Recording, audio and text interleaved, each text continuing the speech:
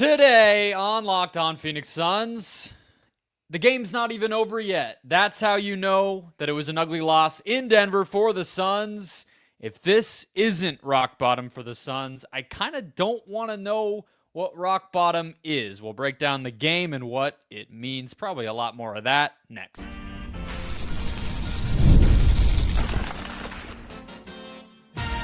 You are Locked On Suns, your daily Phoenix Suns podcast. Part of the Locked On Podcast Network, your team every day. Welcome back into Locked On Phoenix Suns. I'm Brendon Kleen, a staff writer at Awful Announcing and a credentialed Suns media member. Thank you for making Locked On Suns your first listen here on Christmas Eve, a losing Christmas Eve. I'm sorry, don't blame me, blame them. Don't forget Locked On Suns, free and available on all platforms, including YouTube. Click that follow or subscribe button. Do what thousands of other Suns fans have already done. Become an everydayer and get locked on to the Phoenix Suns right here each and every day. Today's episode brought to you by the FanDuel Sportsbook. The NFL playoffs are almost here, but it's not too late to get in on the regular season action with FanDuel, because right now new customers can finish the season strong with $250 in bonus bets if your first $5 bet wins. Visit FanDuel.com to get started. Joining me as always from the Wild West Valley, my fellow Suns credentialed media member. How are we feeling on this Monday night, Ben Garcia?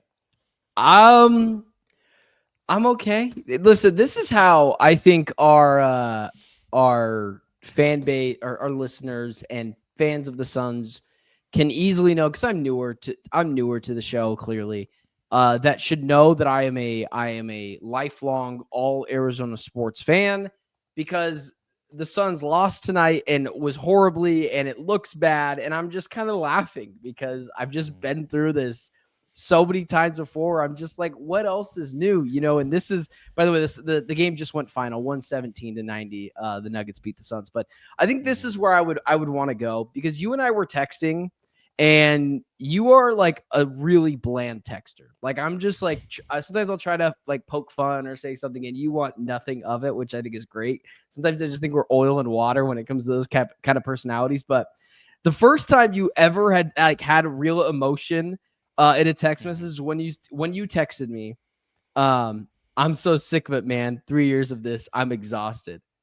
Mm-hmm. That is like eye-opening for me to get from you before.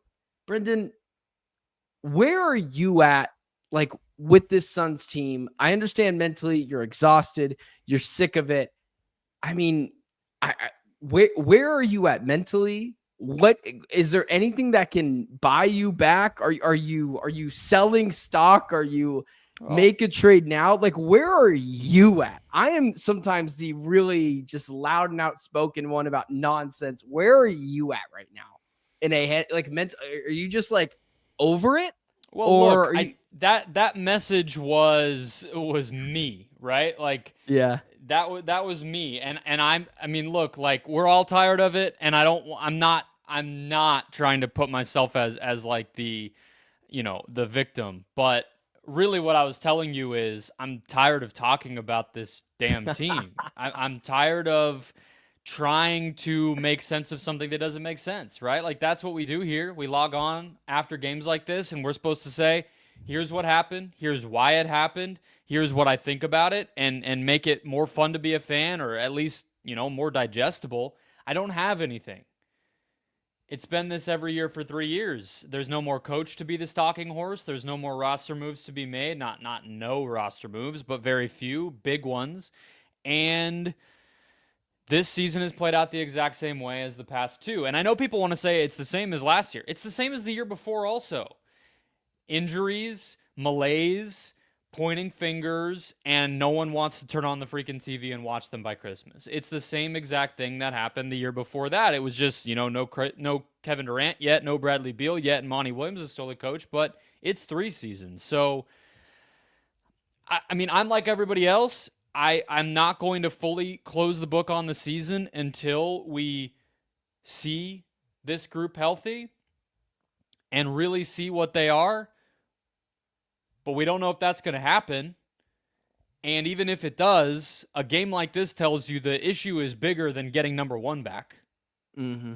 It shouldn't be 27 points, just like it shouldn't have been so ugly when number 35 was out, right? So the problems run deeper than health, but I can't fully say goodbye to the year until I see it with health. So there's a little bit of a very tiny debate that I think will blow up overnight, but we won't be there when that happens. Who do you think's more at fault, coaching or players? Because I think there is a decent, there is a decent thing to throw out there that, like, hey, you know, you and I both thought they were going to win this game today. No Jamal Murray, no Devin Booker. This idea that Kevin Durant was carrying Devin Booker because they couldn't win a game without Kevin Durant. Well, guess what? Kevin Durant can't win a game without Devin Booker now. So it's not just a Booker thing, it's a KD thing. So is that coaching that if they don't have all the talent, they're just terrible? Who do you think takes more blame from this team? It can't be coaching, and I'll tell you why. One, I just told you the season has repeated itself, and there's been a different coach in that seat each time, so that in and of itself will tell you that. The other thing is, I try to stay true to my takes and my thoughts as the season progresses, and you and I were pretty firm in the fact that not like Bud gets off scotch-free and can do no wrong, but we headed into the season saying there's no more finger-pointing. There's no more... we go run to Shams Charania the minute the season ends. There's nobody to blame. They ran it back, mostly. They hired a new coach. And here we are again. One thing changed, the other didn't. I'm going to blame the people who didn't change. It has to be the players. I just want to know, I wish I could be a player in that locker room, because I'm willing to already admit that I was wrong yesterday when I was saying I think trade rumors are affecting this team. I mean, I think it is, but I don't think to the extent to what I saw tonight which was just a lackluster performance outside of getting a little hot in the end of that second quarter. They came out with no fire. There was no what do you call it? Whatever. There was no sense of urgency. That's what I was trying to get at. Yeah. There's no sense of urgency in the third quarter. Brendon, they gave up 45 points. There was such a distinct difference between both teams where Beal hit a 3 to cut it to 19 and Malone calls a timeout. Like, they were like, yep, we got to recalibrate. There was never any of that. I don't know if they just don't like each other, but you and I talked about, can this team be likable this year? I don't want to say they're less likable than last year, because that feels like an emotional response to tonight, but are they less likable than they were last year? I saw a lot of tweeting of like, the Suns don't have, like, I don't have to watch the Suns. So I saw that today. I think you quote tweeted that. So yeah, that's from Aaron. Shout out Aaron. Oh, was it? Okay. Yeah. So there was, I don't think I've ever seen that kind of outrage over the last half decade where people are like, man, this team is just the worst. I don't think it's more or less fun necessarily. I just think it's because it's deja vu. People were willing to see it through last year because you could say it was just injuries, right? Same way that I wasn't willing to buy that it's trade rumors now. I can't tell you that it's just injuries again either, because we've just played out every possible cop-out and explanation for all of this, and you're left to just blame the guys on the court. But the other part of it that I want to identify here, that I think this game kind of speaks to too here, as we're just sort of having this therapy session, is that we always like to talk about leadership and like fight and heart and these types of things that this team is lacking clearly right now. But another, I think, finger that does deserve to be pointed, and we'll get into the more nitty-gritty of the game in a minute. The players and the types of players and the personnel on this team all lack on-court qualities that dictate games. And that is being decided by one person who is constant over all three of these seasons, and that is James Jones, right? So when I watch a team that has mental errors, that physically, can be dominated, can do all these types of things, I'm not saying every player fits that description every single moment. Obviously, the rookies were some energy tonight. I think Monte Morris, frankly, is probably the one guy I would circle on a nightly basis who brings that. And I'm sure there's others on other nights. But I don't want that to get lost, both in how we just are like understanding what's happening with these games, but also just if we're going to do the blame game stuff, like James Jones deserves a lot of it because they lose in the same ways. No matter who's out there, because they all are always similar types of guys, and that's on him. Yeah, let me push back on that. And I know as soon as people hear me say defend James Jones, I'm not defending James Jones. I just don't think he's the general manager. I think he's the yes man. I don't want to go after Matt Ishbia because he was saying yes to different people 2 years ago. No, that's what I'm saying. I think now he's not the general Then why does everybody fit the qualities that I just said still? If he was the GM when he put a bad roster together that had those bad qualities 2 years ago, why is he not to blame if the qualities are similar and the manner with which they crumble is also similar? I think maybe a lot of the ideology that Matt Ishbia and the and Barlstein, I think that a lot of that just coexisted. And I think now... Well, then James add those Jones, guys to the list too. That's fair. I think that is where the blame should be more dealt to, because I don't think James Jones should have had a job as soon as Matt Ishbia showed up. But I think once Matt Ishbia learned that James Jones will do whatever those guys say to keep his job, like I don't even think James Jones was doing a lot of the drafting on draft night. I don't think he has a hand in a lot of player personnel move. We learned that he didn't have much to do with the Kevin Durant trade. Chris Paul basically traded himself to Phoenix. I don't think James Jones has done largely anything outside of some pretty good drafting talent. I think Toumani Camara was a clear hit. I still am very bullish on Ryan Dunn. Oso's been good as a second rounder. Outside of the draft, he didn't have a hand in those guys. You just said that's a really good point. I think then it's just Cam Johnson. Then too much. I think that. I mean, we could guess. That's a good point. I just want to say that you got me. You're 1,000% right. I mean, that I just said 1,000% right. Yeah. Whatever. But it's just like the front office is the front office. If you want to put all three of them in there, or if you just want to put James Jones, my point is just to highlight again what I keep harping on, which is that it has been the same song and dance for 3 years. The one guy who's the constant, except for Devin Booker, is James Jones. So he deserves a heap of that too. When you watch it fall apart year after year in very recognizable ways, you got to start to look at the guys who have been there for each and every one of those. Let's get to more specifics of this game. A couple of new issues now on the menu for the Suns. What in the world is going on with the offense? We'll get to it next. Today's episode first is brought to you by the good folks at Robinhood. With Robinhood Gold, you don't need a silver spoon to eat up the financial favors of the 1%. Robinhood Gold allows others to get the rates and perks usually reserved for the high society. Now, the resourceful individual with Robinhood Gold can earn the very liberal rate of 4.25% APY on uninvested cash and be rewarded with a handsome 3% retirement boost on IRA account contributions. Robinhood Gold provides the privileges of a high net worth for any net worth. These generous benefits are now available for only $5 per month. The new gold standard is here with Robinhood Gold. Sign up right now at Robinhood.com/gold. Terms apply. For product-specific disclosures, visit Robinhood.com/gold. Investing involves risk. Rate may change. Gold membership offered by Robinhood Gold, LLC. All right, Ben, let's keep it rolling. Reminder to sign up for the Locked On Suns Daily newsletter. Type LockedOnDaily.com into your browser. Type your email address into the bar when it pops up. Hit submit, and it's just like that. It's easy, free, and you get great content straight to your inbox. Keep up with the NBA, the Suns, fantasy basketball, and more right in your email. And support the show. All right. So let's zoom in, I think, on the middle of this game, Ben, because this stretch, like what's been weird about it is that even as they've been struggling and losing these games and it's been getting, bad to worse, they're not starting so terribly.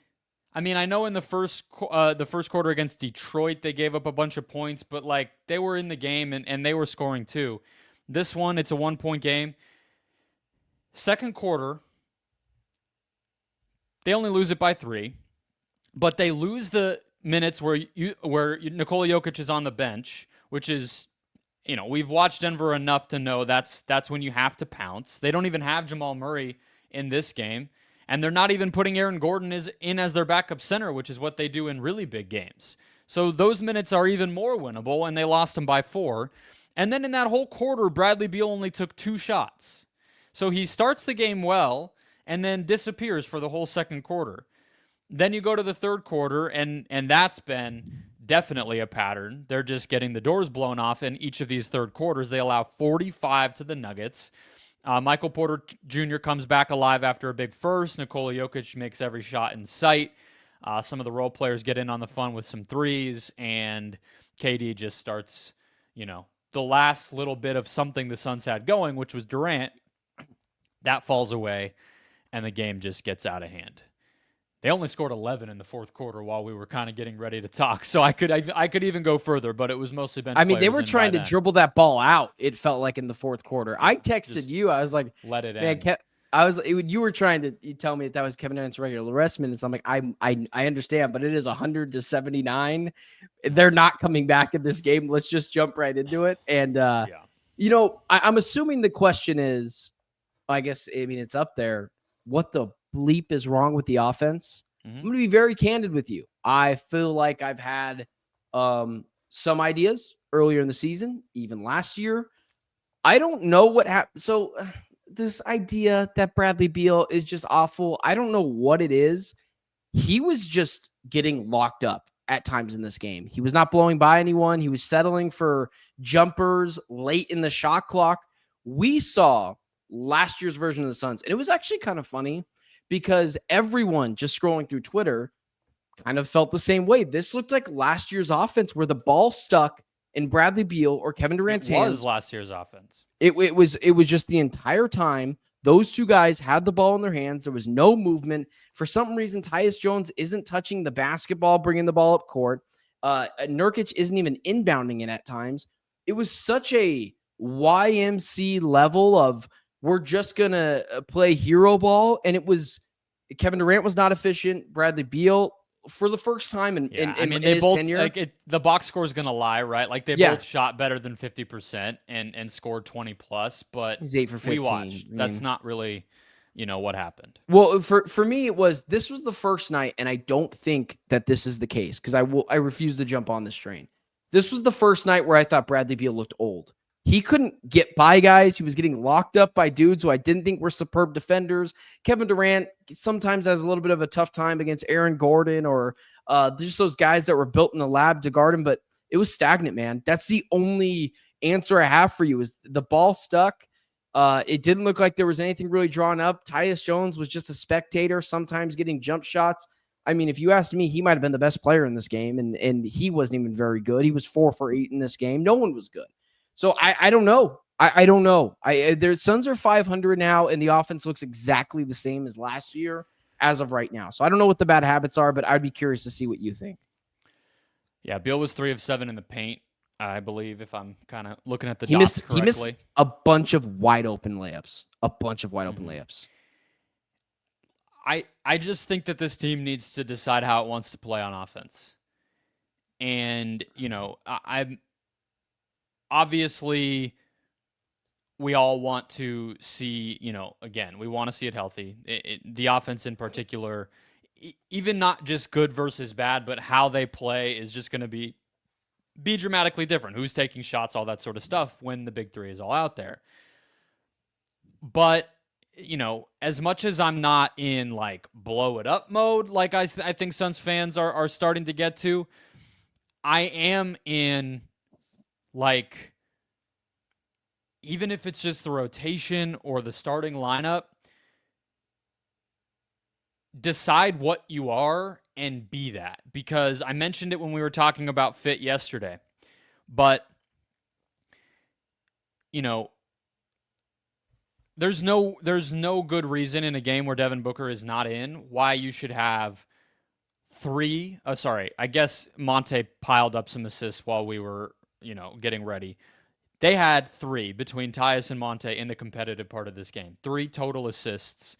Let's call it 38 total minutes or something like that between the two of them in the competitive part of the game. Why are they on the team? Why are they playing if that's what they're gonna do? I tweeted that yesterday or on Saturday night, and people were like, "Well, Tyus is a great shooter." Okay, that's not why you got him. Grayson Allen's a better shooter. Royce O'Neal this year has been a better shooter. I don't even really care about shooting as like the ultimate thing. So that's not even a good enough reason for me, honestly. Is the other part being he's 6 foot He's not a good defender. Defense. Yeah, he's not a good defender. And now they're in this situation where Nurk has been relegated because he's not, playing well. And obviously, we all would relegate him. Yeah, so now that you can't really run that channel anymore. So they're just resorting to their worst habits because they don't have anything to fall back on that isn't just give the ball to the best guys. I'm happy you'd kind of mentioned the fit thing. We're regurgitating a lot of things that we've already talked about because you and everyone sees it. I mean, it kind of just feels like a venting session. But when Bradley Beal's when Devin Booker comes back, Brendon, I'm demanding Bradley Beal to the bench. We got to try something different. I'm over it now. I'm not even about Nurkic or Tyus Jones to the bench. I mean, all of them. No, I don't know. No, because here's why. I think you need to commit to Tyus Jones actually playing point guard and facilitating this offense. And is Beal being in the starting lineup what's holding Tyus back from being the point guard? I mean, it's another guy taking shots away and keeping this offense stagnant again. Yeah. So I don't think it's going to help when you add a third guy to this. I need to see something different. I'm not saying that Booker's out right now. Shouldn't Tyus be able to? You're talking about taking one of the big three out. Book does more on the ball than Brad does, and Tyus isn't Booker's looking like a point guard right now. Booker's a better shot. Booker's a better everything offensively than Bradley Beal. No, I'm not saying to bench Booker. I'm saying if the goal would be if there's only two of the big three in the starting lineup, we saw that tonight, and Tyus did nothing. My point is, I think that Devin Booker would work better with Kevin Durant in that instance, and I just want to see something different. I want to get bigger. I want to get younger in the starting lineup, whether that's Royce O'Neal, whether that's Ryan Dunn. Like, you can choose between those two things. I'm not saying it's perfect, and I understand even you right now. I can point holes in all the things that I'm saying right now as well. It's just not working. We got to start experimenting with something different. We are 30 games in, and the Suns are 500, and don't look too close because they're going to be under 500 in 2 days here. They're going to lose the Nuggets again. When Devin Booker comes back, I need to see something different. Maybe it's not Bradley Beal to the bench, but I need to see something. No, I think the drastic is honestly change. Less of the debate. I hear you 100%. Nurk to me would be the big one. I mean, there's just really no... He's terrible too. There's no reason for him to continue to be starting. Hey, side note, the Suns' interior defense is so bad. It is, and it just gets even exploited even more when Jokic is out there. Mason Plumlee is so bad. This is all stuff we already know, but it just got exploited even worse tonight. I mean, Jokic made them look like preschoolers. It was bad, man. I don't know what they're going to do if they ever face, like, let's say the Suns do figure it out. Let's say they do. Let's say they figure it out. We were all wrong. Playoffs roll around. If they match up with the Nuggets or, God, dude, the Timberwolves again, I don't know, someone with a good big, maybe the Lakers make a run, Anthony Davis. I mean, hell, Chet Holmgren. I mean, dude, they're going to get bullied. That I think is the most unfixable part of this team unless you go get a center. So, yeah, that's bad. Thing, right? I mean, that's a side I agree note. with you. The points in the paint prove it and everything, but so bad. They're just small. And I honestly think the perimeter defense is the first domino. But they're slow too. They're slow down low. Like, it doesn't even look hard with Mason Plumlee is also, and they're both. Nurkic had 4 fouls in the first half. He makes and commits the stupidest fouls, but I mean, we all know this. I'm just talking at this point. All right, let's get to one other. I'll do a magic number from the game because it goes off of the conversation we're already having. Is the magic number the time we turned it off and showed up on here? It should be. Although people heard that the game wasn't over, so I guess we already kind of tipped our hand there. But we'll get to one magic number that's building off of this offensive identity question, and one thing that really, really highlighted it tonight. First, today's show brought to you by the FanDuel Sportsbook. The NFL playoffs are almost here, but it's not too late to get in on the regular season action with FanDuel, America's #1 sportsbook, because right now new customers can finish the season strong with $250 in bonus bets if your first $5 bet wins. FanDuel has so many ways for you to pick up a W. We all love betting on which players will score a touchdown and how many points each team will score. It makes the offensive explosions and big games that much bigger. Let's check out the NFL weekend. Why don't we here? Let's avoid Christmas. Those games are weird. I don't know what to expect. The Colts minus 405 favorites in New York. The Bucks minus 450 favorites hosting the Panthers. Although I don't know if Cardinals fans, local fans, feel like they want to bet against Carolina after what just happened there. But those are the big favorites to get you in on the action. Just visit FanDuel.com to join today. That's FanDuel.com for your chance at $250 in bonus bets with a win. Make every moment more with FanDuel, an official sportsbook partner of the NFL. All right, Ben, I think we've gotten a lot out of our systems. Let's just close with one magic number, a continuation of this conversation. And then I have a personnel question to throw at you. Might as well. The magic number is 33, which is the number of threes that the Suns took. And if you were to come into this game, you would think this is the one team in the NBA where no matter what, you're going to take more threes than they do.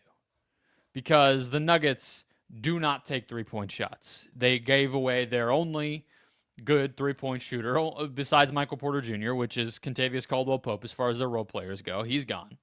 They replaced him with Christian Brown, who takes like 2 a game. And Aaron Gordon's in there. Russell Westbrook was starting for Jamal Murray today, and yet they put up 41. The Nuggets take the fewest threes in the NBA by 3%. I didn't know that. Wow. And they took 41, 8 more than the Suns. Okay? That is just like... All I can do is laugh. It's such a microcosm of why this is so much a commitment and a mental problem for the Suns. Do you know how many teams, if you just said, we're going to take a lot of threes, how many players in the NBA, their eyes just light up? Oh, just shoot? If I get the ball and I'm pretty open, I just get to shoot it? Okay, bet. I'm in. And then somehow the Suns ended up with the one team that can't just do that. It's mind-boggling. I understand Booker and Grayson Allen were out. Like I'm not trying to avoid or ignore that. But 3 attempts for Durant, 3 attempts for Tyus. Only 3 for Monte Morris even. I'll throw in. This just makes it makes no sense. It's just about committing to a game plan and an identity, and they can't do that right now either. Well, there is a little slack to be made, and you had just said it with Devin Booker and Grayson Allen being out, but the fact, this is the one indictment of Budenholzer that I just don't understand. If you have players that are not going to commit to the game plan, because I didn't know the Nuggets were the worst team in the NBA in terms of attempting three-pointers. I just figured it would be someone else, especially with the team that has Michael Porter Jr., Nikola Jokic, and Jamal Murray on it. Not necessarily all worldly three-pointer guys, but still guys that can knock down a three. I mean, you just got to stop playing guys. You just got to stop playing dudes that are not going to commit to the game plan. I mean, Royce O'Neal doesn't have that issue, but I mean, at this point, it's a lot of the nights it's KD. Yes, exactly. You can't bench him. All the wrong players are chucking up threes. Not to say Royce O'Neal hasn't been good. Not to say at times, Tyus Jones hasn't been good. Even Bradley Beal has been chucking up more threes than he's been accustomed to in the past. But it feels like Devin Booker, Kevin Durant, and at times Bradley Beal, but he's never in the lineup. We're not committing to the game plan. And I don't know what it is. I don't know what Budenholzer's doing. I don't know if it's Kevin Durant just thinking he knows what to do. And I don't know, man. There's a cultural drift between these players where they're all playing their own style of basketball and no one is playing cohesively as a team. Like the Suns consistently look like a group of 5 players at the park that you shoe together for your AAU team and say, hey guys, can we just scrimmage you? We're just trying to work through some stuff. And the AAU team kills the other team because the other team does not know how to work together. That's what it feels like every night. So no game plan. They're just out there hooping, and that's the problem. So please let me, what's your personnel change? I don't know. I don't know what it is, man. I wish I could give you a solution, because oftentimes when we do these things, I don't necessarily have solutions, but I have opinions. I don't know what you're supposed to do, because now I'm like all the way backwards where now I don't even want to trade for Jimmy Butler. I don't want to dig myself a deeper hole. Like, I guess you could talk me into a Finney Smith and a Nick Richards maybe, but like what is that gonna fix? What is it gonna fix? Yeah. It feels so much deeper than just talent. So what's your personnel question? I don't know what to say, man. It's broken. Mine was gonna be, do you just start to play the guys who at least bring that? We kind of saw it with Dunn and Oso today, but I even looked and I kind of had forgotten, like, Okogie did play in the competitive part of the game, and Monte Morris did play. He's been actually in some games ahead of Ryan Dunn in the rotation lately. So, Bud is kind of pressing those buttons. It's just there's only so much you can do. But you know who's really going to save it? Bol. Bring him in. I'm all in. We'll just try something different. Like, I don't care anymore. Just try something different. If we're all Bol stands now, let's do it. We've been talking about Book being out, but Bol bumped his knee too. So maybe that's really been the curse that they've been stuck with lately.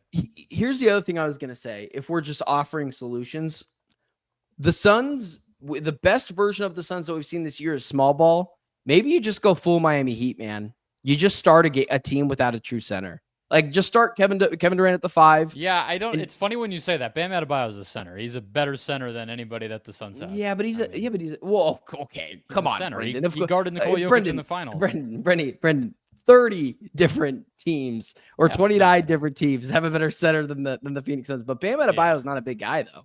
That's what I mean by that. He's shorter, I think he's 6'8". But he's a center. Yeah. So that's what I meant by that. I meant just go small is what I mean by that. Dude, he's only 6'9". Holy cow. But he's a tough guy. He has guarded Nikola Jokic. More, honestly. He's a good defender too. I'm defending him because I love him so much. But yeah, look, I think I like those are the type of major changes that I'm thinking right now for the Suns is you just got to switch up something. And if that's Bol or if that's just rolling out a lineup of KD, Ryan Dunn, or Royce O'Neal, or Grayson Allen, Bradley Beal, Booker, whatever it is, like you just rip Nurkic out because outside of the 1 3-pointer he made, which you pointed out to me over text was his first one in almost a month. You got to try something new, man. Listen here. I know at the end of this, we're just frustrated. I don't think it's over yet. I don't think it is.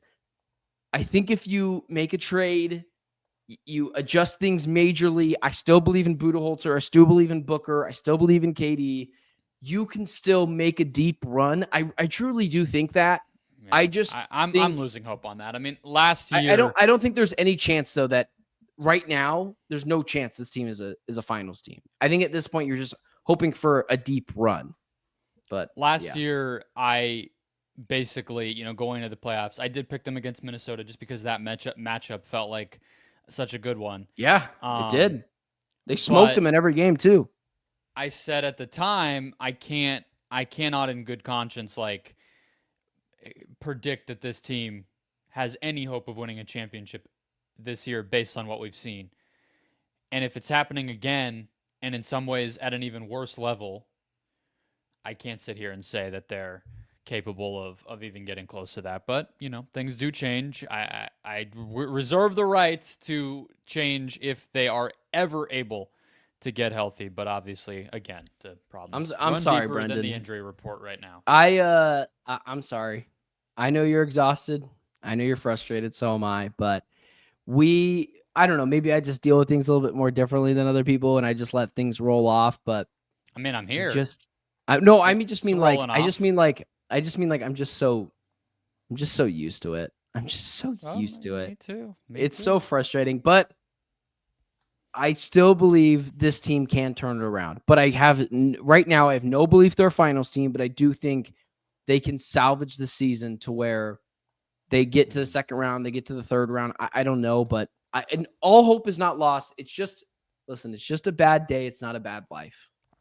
So on Monday, we did Christmas wishes for the Suns. I have a Christmas gift for our everydayers. Oh, I thought it was for me. No, sorry. How dare you? I thought I was getting something.